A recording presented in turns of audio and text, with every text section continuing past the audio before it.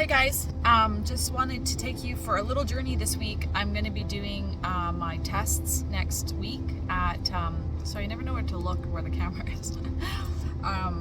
My tests next week at the hospital for my colon, rectum, and just my entire abdomen actually. So I have like colonoscopy prep stuff I have to do, and I'm gonna do a little different. So I'm supposed to get the clean light from the pharmacy.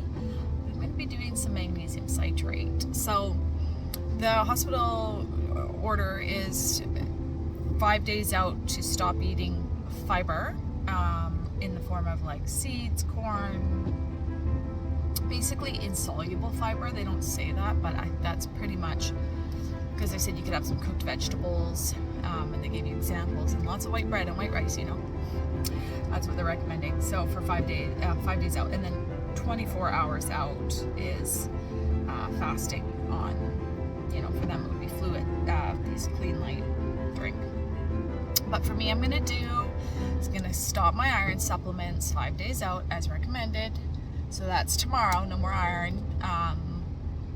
And I'm going to do actually a liquid diet for the most part because I want to make sure my colon's clean and I don't want to use their clean light product. There are people in my IBD group that have had very substantial reactions and backlash from using that. Like they couldn't even make it to the colonoscopy because they ended up in basically a flare from that stuff. So I know it's probably less common that that's the case, but it does usually after a colonoscopy there's all different lengths of time it takes to recover.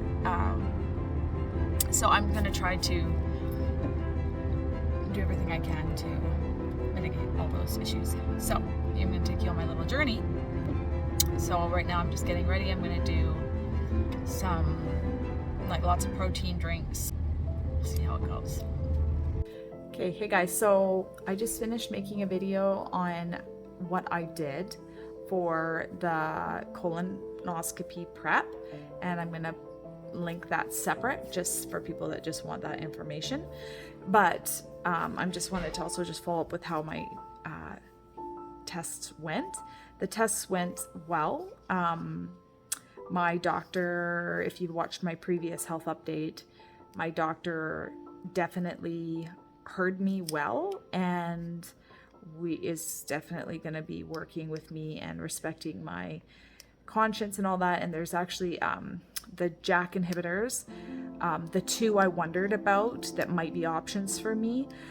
The one I thought that could be an option for me because Google's information is a bit outdated. It's like 2022, and that was the only one that was approved in Canada. She actually didn't think that would work for me because of they look at the pathology and they have concluded that my pathology is Crohn's and not ulcerative colitis. So the Xeljanz JAK inhibitor is for ulcerative colitis. So the other one I didn't even think was in Canada, but she said it's hot off the press in Canada. As if this is supposed to be exciting for me, but the good news is she said they don't use any anticlonal antibodies in the making of it whatsoever. So it is a clean option. It does play with my immune system. There are some things I still I don't think it's a great idea to use these things if you can get away with not. But the cool other part is, sounds like she's not at all interested in jumping the gun to using it. So my rectum, she said she doesn't think it has anything to do with the Crohn's because my colon is squeaky clean. And so she just thinks it's from being detached, which is called divergent colitis. And she's going to give me something I really, really would have liked to have about 2 months ago. But it's basically a short chain fatty acid enema. And actually I've already been using short chain fatty acids in my suppositories. I use butyrate. So I was thinking, this probably isn't going to cut it. But I looked up the ones I could find online. Looks like they have like a 3 that they typically put in, and I've never seen the other 2 or had access to those that I know of. So hopefully it will be more effective than what I've been doing. She did say divergent colitis is extremely hard to treat, and basically it goes away when you get hooked up, so you need to get hooked up kind of thing. But I don't think she quite knows how to do that, because usually surgeons won't hook you up if you're already inflamed. And so, but she also was saying, like, I'm not trying to get you on this JAK inhibitor, which is the one that I'm looking at. It's called Rinvoq. So she understands it's like a last resort, in my opinion, and she did warn me too that if you get pregnant, it's detrimental to the child. So,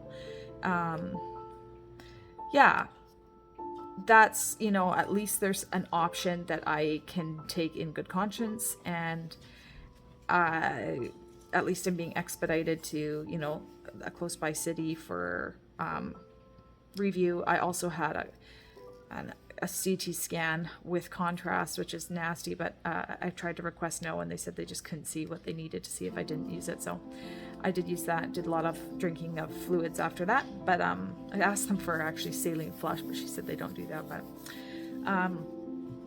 anyway, so that's gone to my surgeon that ordered it, and I have a follow-up coming up with him, so that'll be a future video. But hopefully, because my abdominal wall needs reconstructing, so it's a bit still complicated, but it looks like we have some options now, and maybe a little bit of this might end up pushing me like further up, I think, in the weight train, because I didn't really make myself look all that sickly, but they've got it on record, and my record says it's moderately severe, the divergence colitis. So it is acting up, and it is not gone, and I am losing blood every day, but it really kind of acts up mostly at night. So mostly during the day I feel pretty good. And I did find out that CBD, THC in particular, was what I was using from 2 years ago. It had been open during a very bad episode when I used it. I did finish that, but I was sleeping through it, but man, that stuff made me sleep. So anyway, yeah, so I'm just waiting to hear back from the hepatologist, because they got to check my portal pressure and my liver. So there's a little bit more of an update, and so I'll just keep on letting you know. Okay, have a good night.